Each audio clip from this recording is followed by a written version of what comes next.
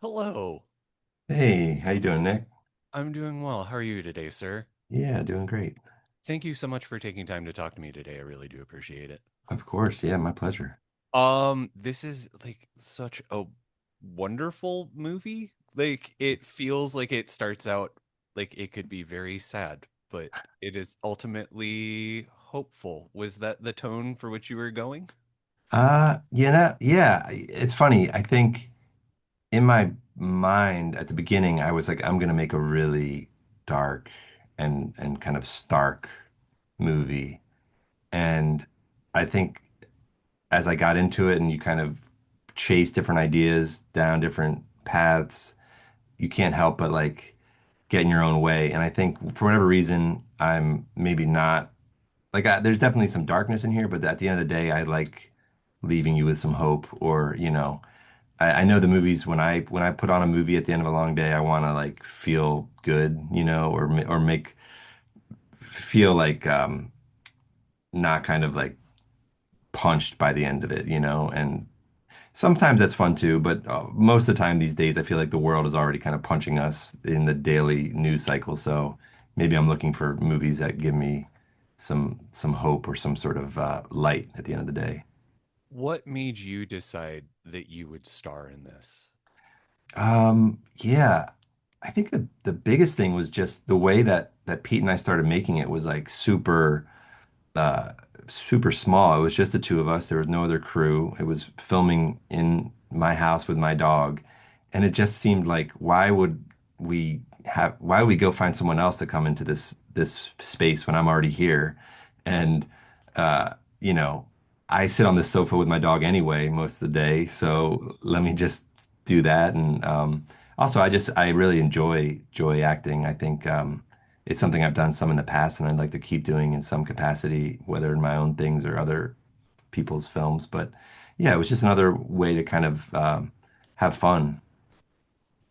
This makes this the second movie I've seen in the last couple of months where somebody shot with their own dog, including Good Boy, and it seemed like they had a lot of difficulty behind the scenes, like making that work. Were there any challenges with Sandy?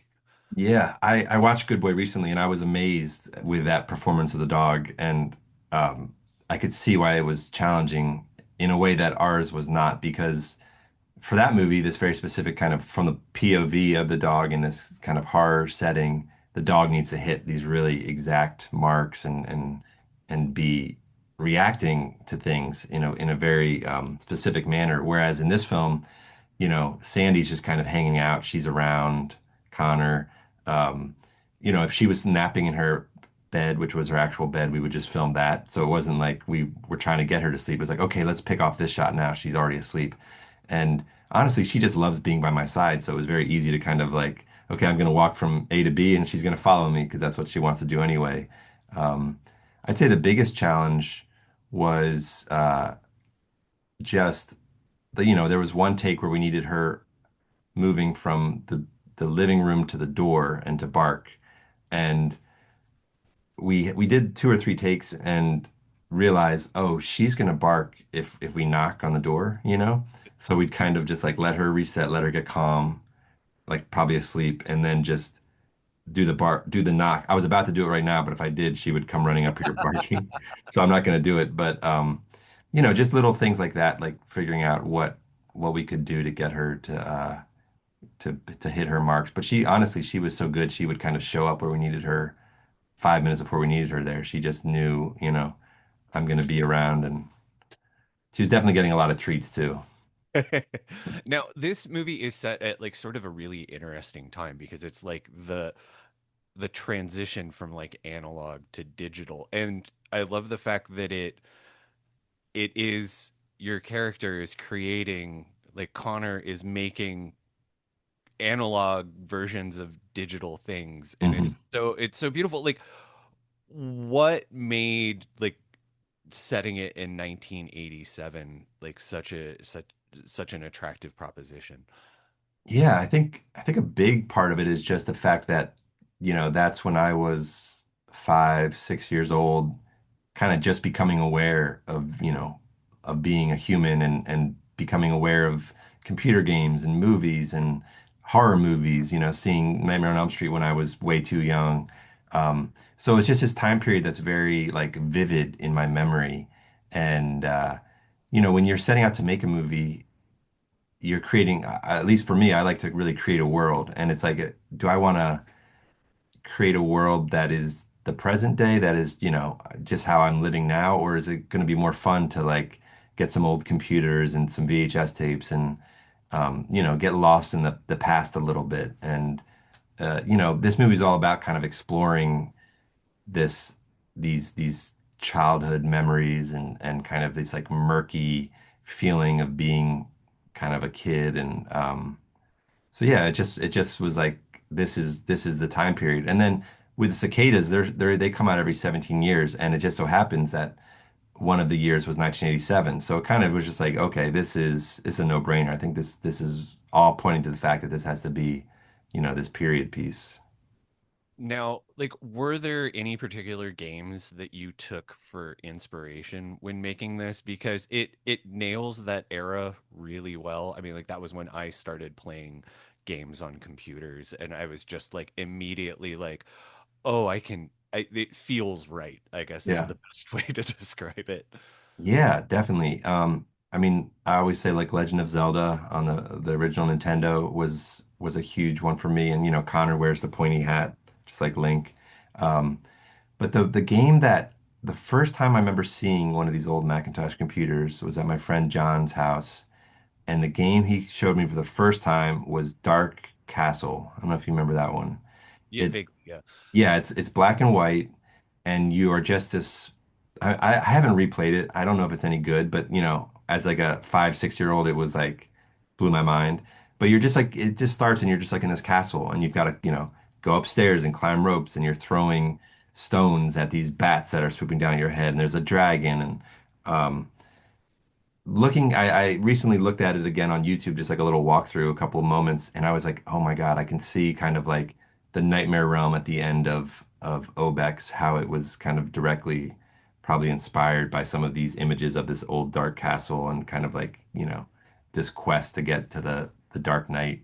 Um, but yeah, Final Fantasy, that series, especially, Final Fantasy 3 on the Super Nintendo was a huge game.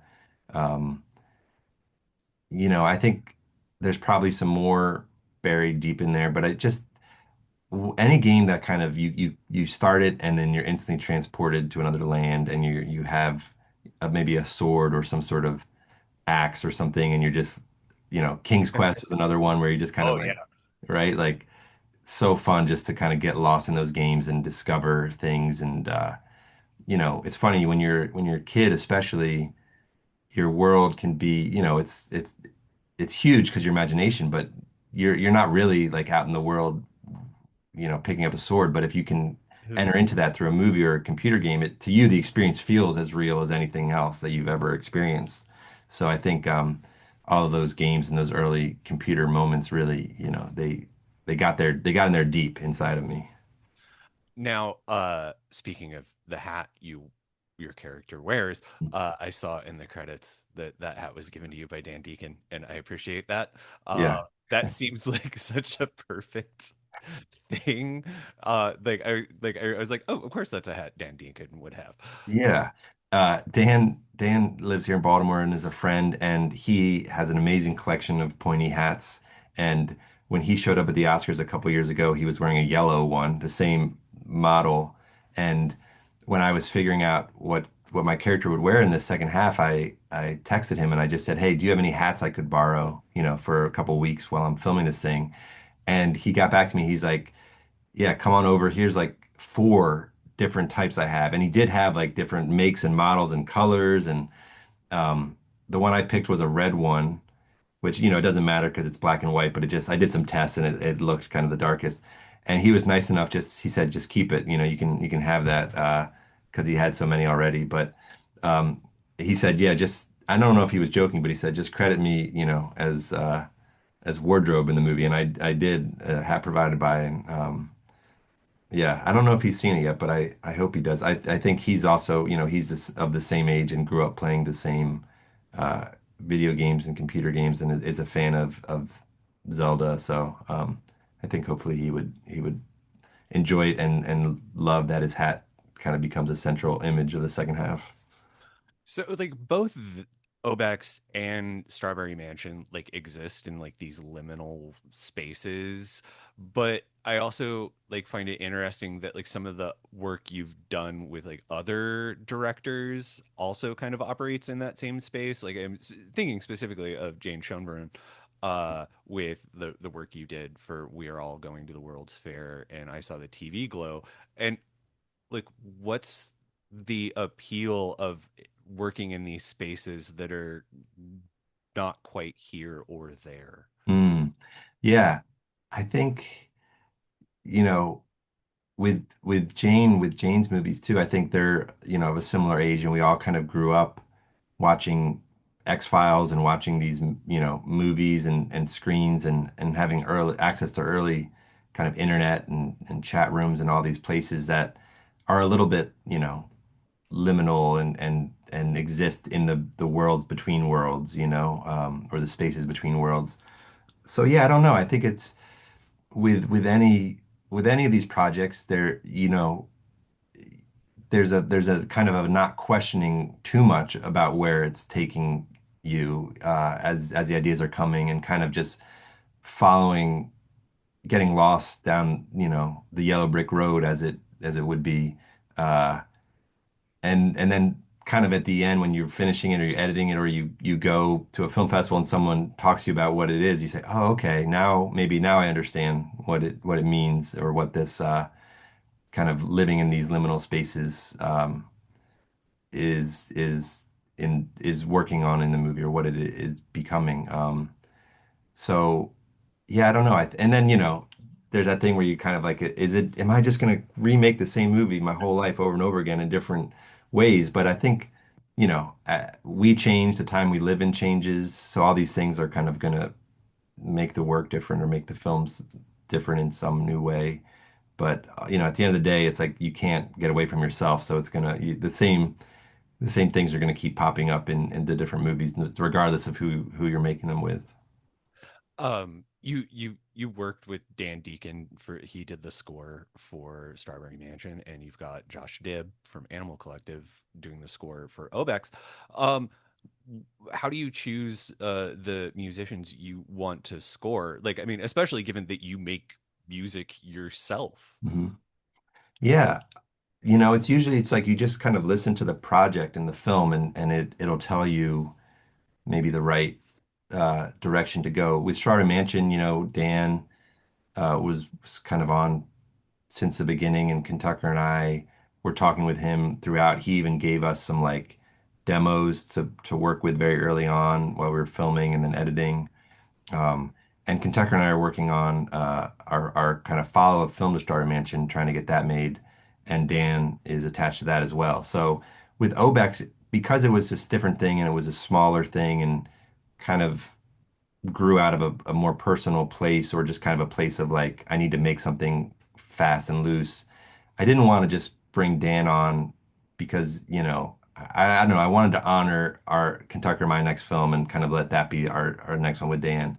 Um, but also, I was very excited to work, with my friend Josh, who also lives here in Baltimore, and try to work in a way that was akin to how the film was shot, where it was like we're gonna go fast, we're gonna go loose, we're gonna just have fun.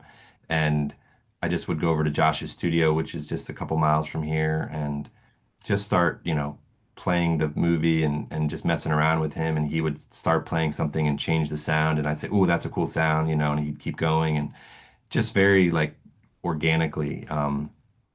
Which I think at some points Josh would be like, okay, that's a good demo. We'll come back to that. And then, I knew secretly is like, well, I think that's going to be it. Like, that's all I want. Like he could probably have kept going and polishing and adding things, but I really wanted to kind of come from that same place of just like, first idea is the best idea. Let's just keep moving. And it worked out because he had a kind of a tight schedule too. So I knew, okay, this is our little window where we could kind of make something together and come away with our score. A Nightmare on Elm Street plays a part in this film, and I was just like, how is this in this movie? And it works so well. Was that like something that you wanted to be part of the film and like had to make happen? Like I'm just kind of curious as to Yeah. how like that footage made it into the film. Yeah. Well, that movie for me is a very formative film. Same. So, yeah, it's it's one of the all-time greats, and I can rewatch it every October and never tire of it. When I first stumbled upon that movie, I remember I was like at a friend's house for a sleepover. I think I was 5, and I was walking by his sister's room, and she was watching it, and it was the scene. She had a couple friends over. It was the scene where Johnny Depp gets eaten by the bed and all the blood comes out. And I just remember being as like, a kid, like I've never seen anything like that before. I shouldn't be watching this, but I can't look away. And I watched, 5 minutes of it standing there in the doorway before someone said like, "Hey, get out of here" or something.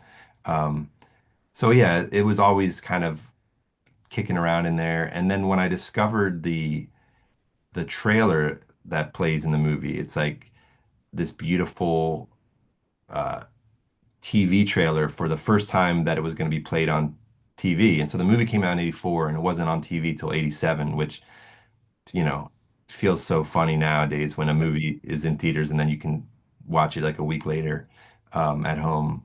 But yeah, so I found that trailer and I was like, oh God, this would be so cool to incorporate this. And then as the second half was kind of developing, it was like, oh God, it would be great if Freddie showed up just for a quick cameo, because why not? Um, and yeah, we just kind of went for it. And, I think there's there's a world where we have edited down a little bit too. There was a version that was had much more footage, but we were told, okay, if it's on a small screen and it's kind of from a distance, you can get away with it more than if it's like kind of full screen and taking up, more than 30 seconds or something. So we just did like the bare minimum we could get away with. It like that movie just fits so perfectly in the story you're telling in OBEX, like where it is somebody going into a different realm and battling a creature who is attacking their subconscious. Yeah.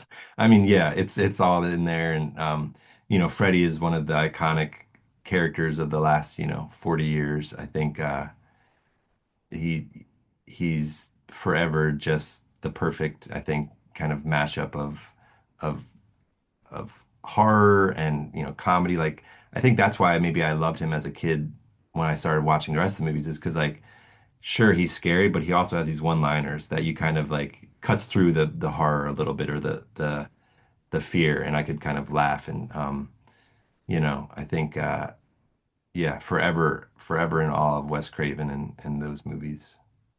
So going from something like very big worldwide worldwise like Strawberry Mansion to something smaller and more intimate like OBEX, like what's next on your plate that you can talk about at least? Yeah, so Kentucker and I have been writing and trying to make the follow-up to Strawberry Mansion. It's kind of it's not a direct sequel, but it's kind of like a spiritual sequel, and it's even goes bigger, and that's why we've had trouble making it, just because it's on a scale I think we've never kind of worked before. So, hopefully, fingers crossed, knock on wood, that's going to be coming in the next, year or so. In the meantime, he and I have other scripts that we're trying to do that are maybe easier or smaller. So if one of those happens, that would be exciting. And in the meantime, I love animating, and I have this animated series, Tux and Fanny, and I'm working on the third feature film with those two. So that's kind of the thing I can always be working on, chipping away uh, on the side when these other bigger projects are kind of in various states of development. And I and then I even have some other little things that are just who knows what they'll be, or what, they're very early, but I'm one of those people that I think likes to have a lot of different things cooking, and you're never really sure which one's gonna happen, but the hope is that one of them will happen. Wonderful. Well, Albert Birney, I want to thank you so much for taking time to talk to me today. This has been delightful, and I can't wait for everybody else to see OBEX and have as much fun with it as I did. Great. Thanks, Nick. Fun talking.